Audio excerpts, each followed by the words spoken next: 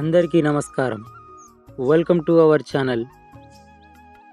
Business అందరూ చేస్తారు, కానీ సక్సెస్ని మాత్రమే చూపిస్తారు.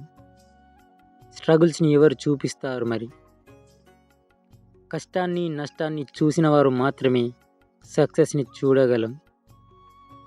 అలాంటి కష్ట నష్టాల కథల గురించి తెలుసుకుందామా? అయితే ఇది రాజుల కథ కాదు, రాజ్యాల కథ అంతకన్నా కాదు. రాజులు రాజ్యాలు మారిన మారని రైతు కష్టం కథ.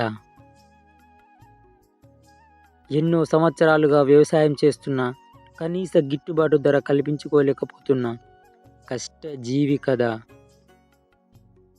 అయితే గిట్టుబాటు ధర లేక పండించిన ధాన్యాన్ని ప్రభుత్వాలు కొనలేక, వ్యవసాయాన్ని వదలలేక వ్యవసాయ అనుబంధ రంగాలైన డైరీ, కోళ్ళ, గొర్రెల, మత్స్య పరిశ్రమ రంగాల వైపు అడుగేస్తున్న రైతుల కథ. లాభం వస్తుందో లేదో తెలియదు, నష్టాన్ని అంచనా వేయలేము, అయినా సరే అడుగేస్తున్న రైతుల కథ. డైరీ ఫాములు పెట్టి లాస్ అయిన ఎన్నో కథలున్నాయి.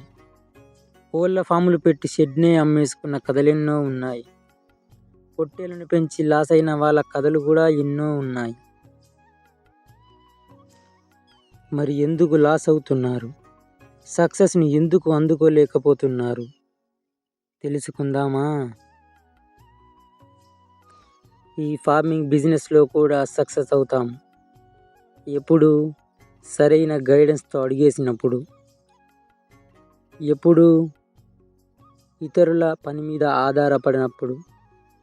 అంతేగాని నా దగ్గర పైసలున్నాయి, పని వాళ్ళు ఉన్నారు అని కనీస అవగాహన లేకుండా ఈ రంగంలోకి దిగి చేతులు కాల్చుకున్న వారు ఎందరో ఉన్నారు. మరి అందరిలా నువ్వు అవ్వద్దంటే ఏం చేయాలి? లక్ష్యాన్ని స్పష్టంగా పెట్టుకోవాలి. కొన్న ప్రతి పిల్లని ప్రతిరోజు అబ్జర్వ్ చేయాలి. వ్యాధితో ఉన్న పిల్లలకి సరైన ట్రీట్మెంట్ అందించాలి. వ్యాధి నిరోధక టీకాలు వేయించాలి. మేత విషయంలో అసలే కాంప్రమైజ్ కావద్దు. దానాన్ని ప్రతిరోజు సరిపడా ఇవ్వాలి. ఎంత అనుభవం ఉన్నా పని వాళ్ళ మీదనే ఆధారపడద్దు. అనుభవం వచ్చే వరకు తక్కువ పెట్టుబడి పెట్టాలి. మొదలుపెట్టిన 2-3 బ్యాచ్ల వరకు లాభాన్ని కాకుండా అనుభవం కోసం చూసుకోవాలి. మొత్తానికి నీ ఫామ్కి నువ్వే పనుడు అవ్వాలి. మొదలు పెట్టడం ఎవరైనా మొదలు పెడతారు, కానీ ఆఖరి వరకు నిలిచిన వారు మాత్రమే సక్సెస్ అవుతారు. 1-2 సంవత్సరాలు మీది కావనుకొని కష్టపడండి.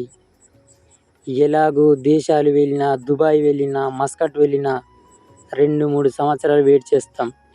అదే ఏదో ఇక్కడే చేసుకుందాం, చూసుకుందాం.